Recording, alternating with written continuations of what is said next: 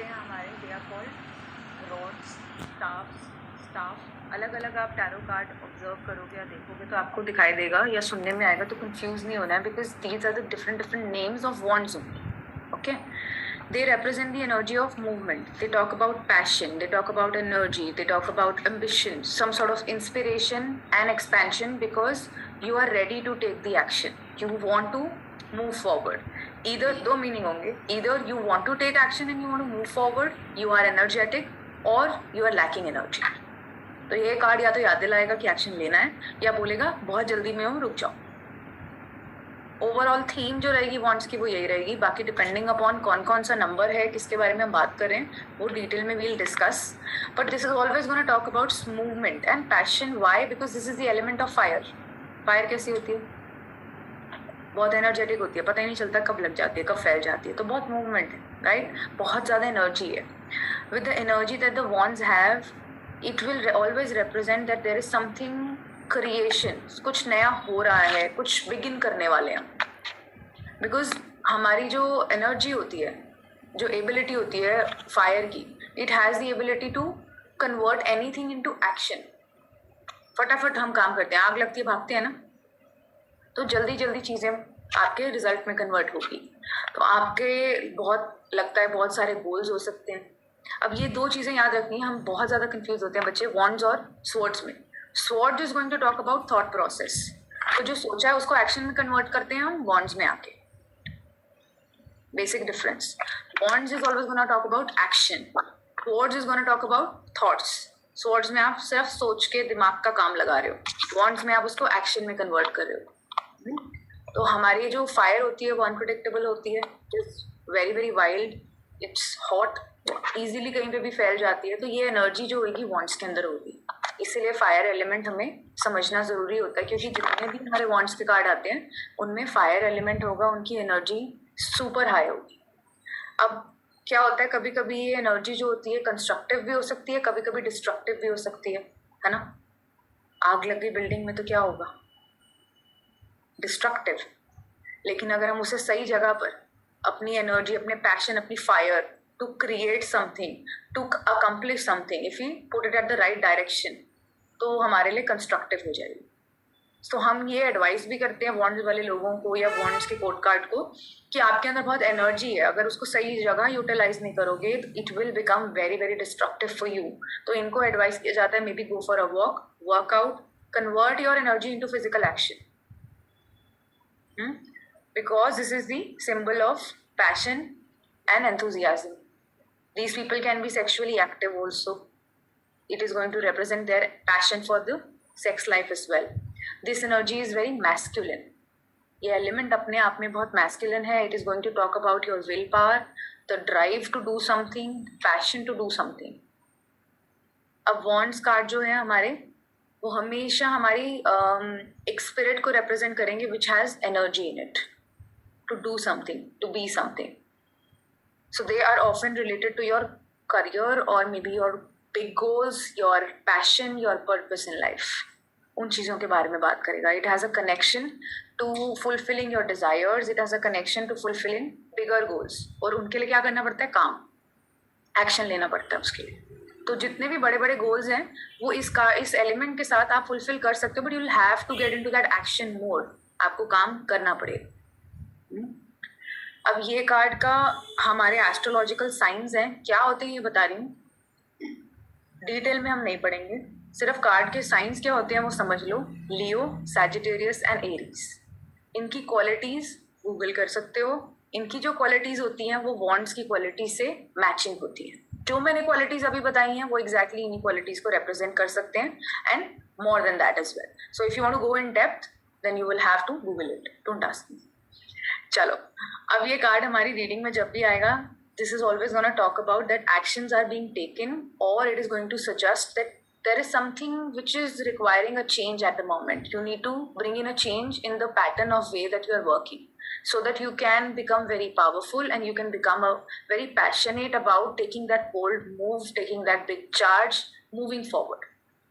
It can also warn you, destructive हो सकता है बोला था मैंने. It can also warn you कि आप बहुत जल्दी जल्दी एक्शन ले रहे हो, तो आपको थोड़ी देर स्लो डाउन भी करना है. It might tell you that you are moving too fast, so slow down.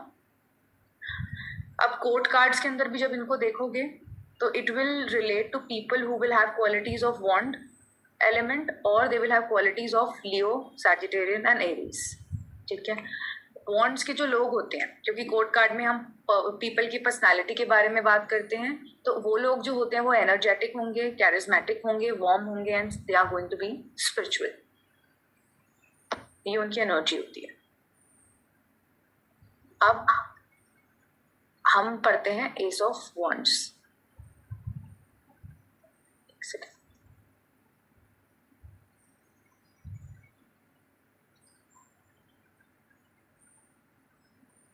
So Ace of Wands is always going to symbolize, aces are always going to symbolize new beginning, start of something new.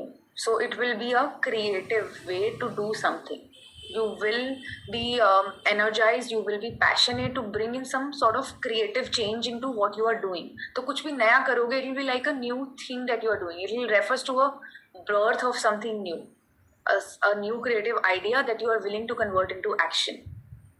ठीक है. तो कोई नया project शुरू कर सकते हो, कोई नया काम शुरू कर सकते हो, नया बिजनेस आइडिया हो सकता है, नई जॉब हो सकती है, नया रिलेशनशिप हो सकता है, which will bring in a lot of energy of commitment in your life कि आप कुछ करना चाहते हो.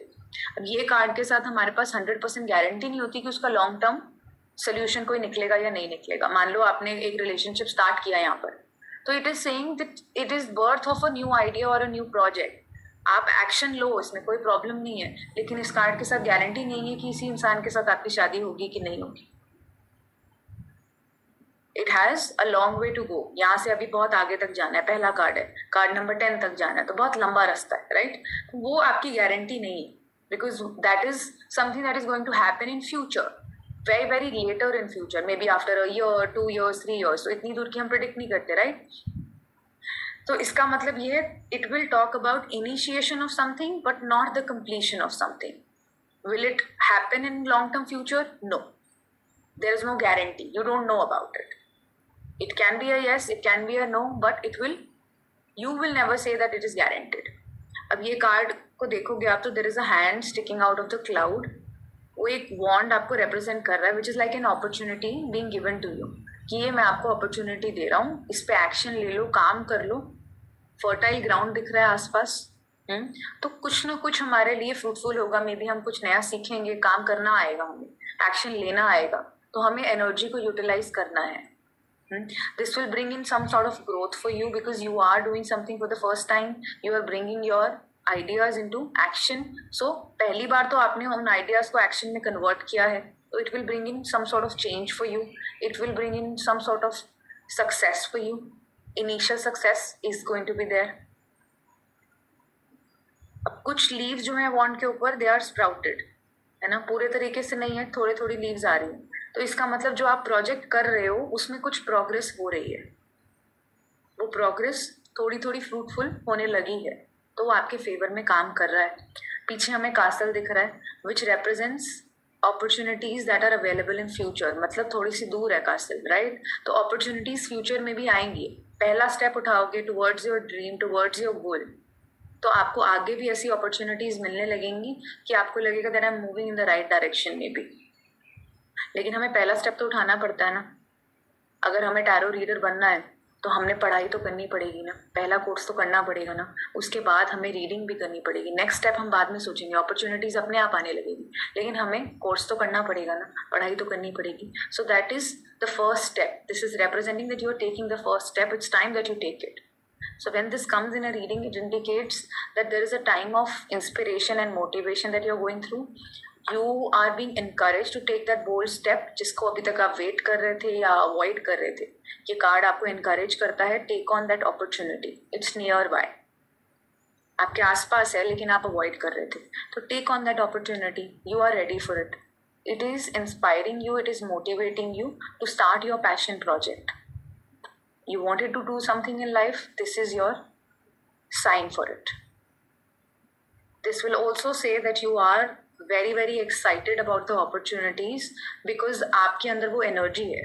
इस एलिमेंट की एनर्जी इतनी इतनी हाई होती है कि वो आपको बता रहा है that you are also excited to start something new, then why wait, just go forward. Now we have